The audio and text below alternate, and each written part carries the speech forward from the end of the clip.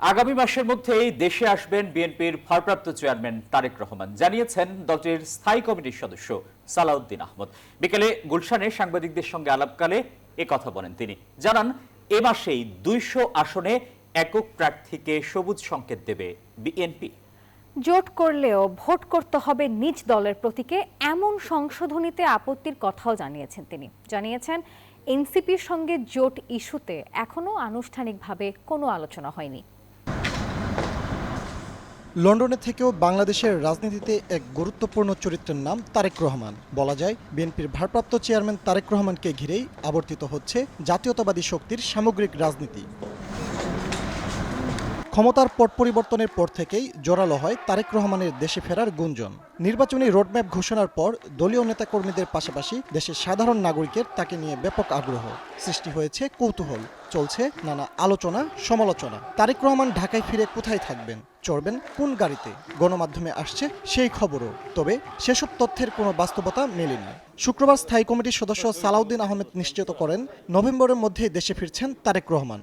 আপনারা খুব শিগগির জানতে পারবেন নির্ধারিত তারিখ।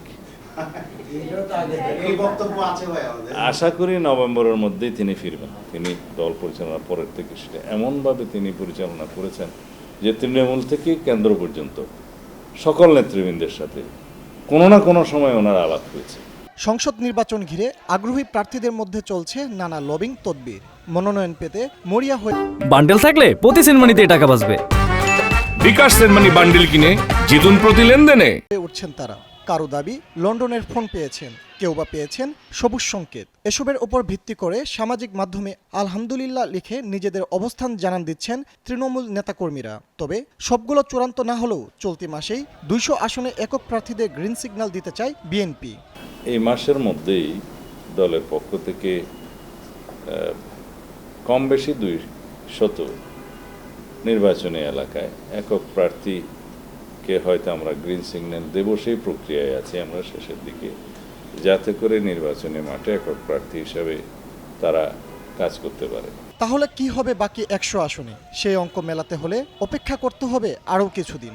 কারণ ভোট এলে সবসময় বদলে যায় জোটের সমীকরণ, চলে নানা হিসাব নিকাশ। তবে কি বিএনপির সঙ্গে জোটবদ্ধ হয়ে ভোট করবে নতুন দল এনসিপি? তো নির্বাচনের আগে তাদের সাথে আমাদের জোট হবে কিনা, তারা আমাদের জোটে আসবে কিনা, সেই বিষয়গুলো তো এখনো পরিষ্কার নয়।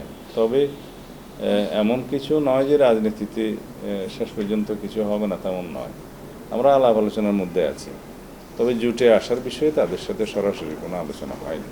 গুলশানের বাসায় সাংবাদিকদের সঙ্গে আলাপকালে স্থায়ী কমিটির এই সদস্য জানান, জোটের প্রার্থী হলেও নিজ দলের প্রতীক নিয়ে ভোট করতে হবে, এমন নিয়মে আপত্তি জানিয়ে চিঠি দেবে বিএনপি। কমিটিতে সংস্কার কমিশন। ফজলে রাব্বি, সৌরভ, নিউজ 24, ঢাকা।